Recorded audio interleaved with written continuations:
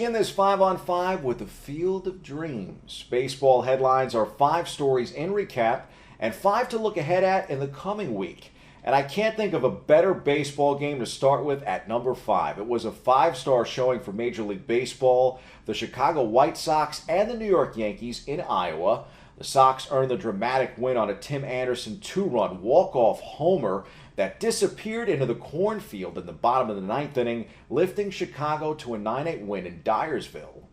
Although the Bombers took the loss, it wasn't without a tremendous come-from-behind effort that was 3 outs shy of going from movie magic to reality. In the 9th, the Yanks made a comeback that almost appeared scripted. Aaron Judge went deep to the opposite field for his 2nd homer of the night and a team-leading 25th of the season, a 2-run shot that got New York within 1. After Joey Gallo walked, Giancarlo Stanton belted a 2-run go-ahead blast, and folks, we all know that he hasn't been the most clutch in pinstripes. Baseball heaven. Well, that was until Anderson authored a different outcome in the bottom of the 9th inning. Nonetheless, you could see why it was the most watched regular season baseball game in 16 years. Mix in plenty of movie tributes, lots of Kevin Costner, and some really cool retro unis in Ballpark 5, and you can easily see why MLB is signing up for another edition next year. Who needs fake movie dreams anyway when you have a Bronx boy living his real-life dream in reality? The Yankees added Andrew Velazquez to the Major League roster after signing the 27-year-old this offseason. The shortstop and super sub grew up in the Morris Park section, attended Fordham Prep, and now he's playing pro baseball right here in the BX. Amazing. I think when you envision playing for the Yankees, that's probably the main position you even think about playing them for. But just being here, I know the team's been rolling. So just being able to contribute in any way I can, I'm happy we got the dub last night. Yeah.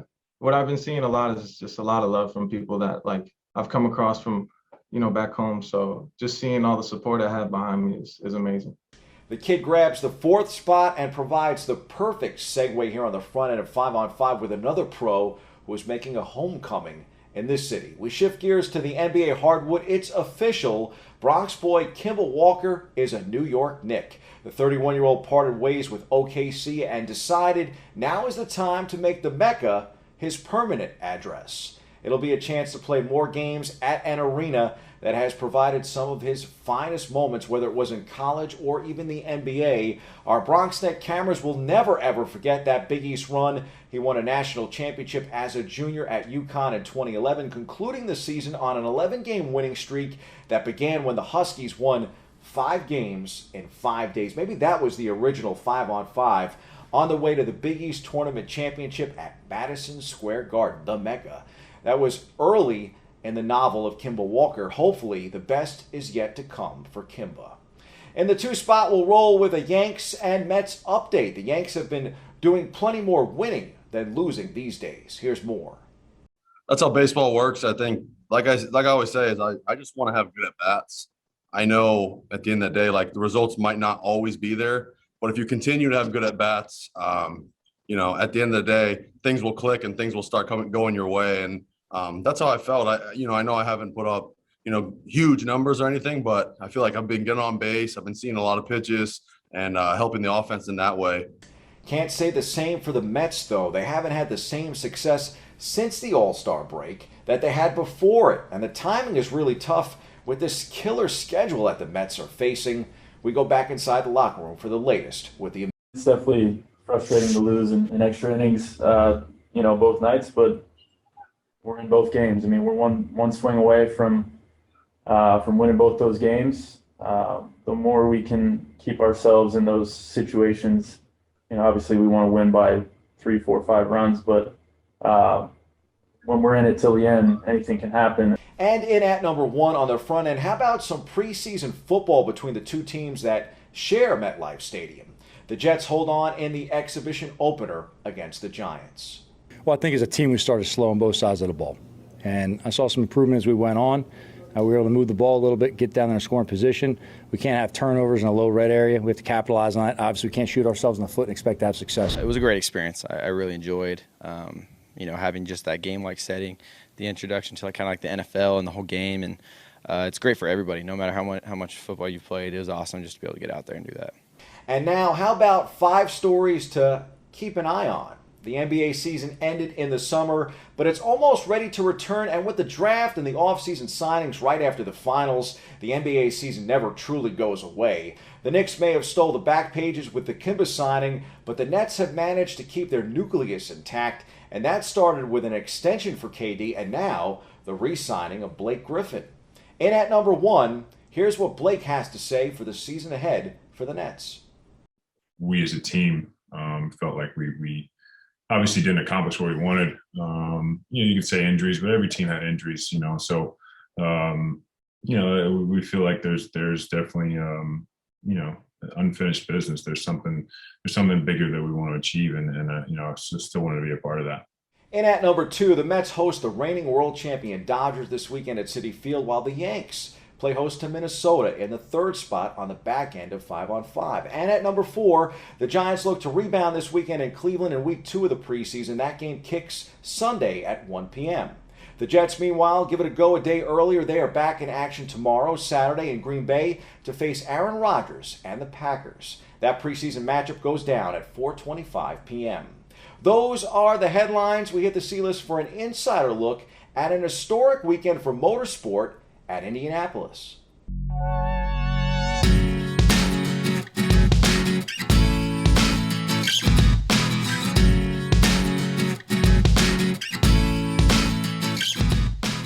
Rather than commentary here, we've got an insider look at the NASCAR and IndyCar triple-header weekend from the racing capital of the world.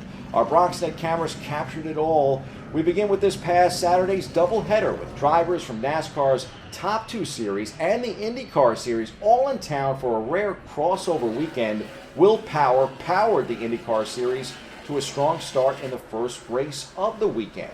In the largest IndyCar field outside of the Indianapolis 500 in a decade, Power beat 27 other cars to win his first race of 2021 in Saturday's Big Machine Spiked Coolers Grand Prix.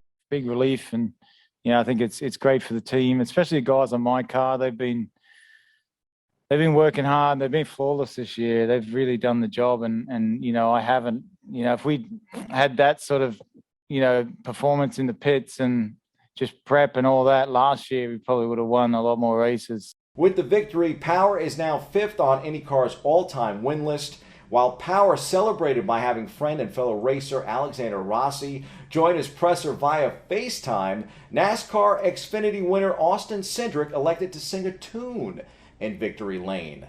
He went with the classic Back Home Again in Indiana. This weekend has been really fun to be a part of. I think I called it the World's Fair of Racing almost, with the different cultures and different types of racing and drivers you've seen throughout the weekend. And to be a part of that show, to see all the people get excited about NASCAR racing and IndyCar racing this weekend, and obviously get a win for Roger here was pretty massive. A.J. Allmendinger survived chaos and carnage to win the NASCAR Cup race, a thrilling ending for a marvelous weekend of racing at the Brickyard. The 39-year-old, in a one-off Cup entry, survived the final laps to avenge his misfortune 8 years earlier as an open-wheel racer in the Indy 500 to win the Verizon 200 at the Brickyard. AJ had his chance to win the 2013 Indy 500 dashed when he was forced to pit late with a loose seatbelt. But this time, fortune played right into his hands, folks. Chaos in the final laps and overtime led to the opportunity for Allmendinger to take the race win. He was in 3rd place when leaders Denny Hamlin and Chase Briscoe tangled following the second overtime restart, and Allmendinger took the lead for good when Briscoe was penalized for driving through the grass shortly before he spun out Hamlin as they raced for the lead. We have fast race cars, but at Indy, the way that played out, this is just pure enjoyment that I don't I'm gonna have to tell I retire now. Sorry guys, I'm done. I said the same thing. I'm done, I'm out. That was a winning sports segment if you ask me. Have a great weekend, folks. We'll see you on Monday Morning's Open.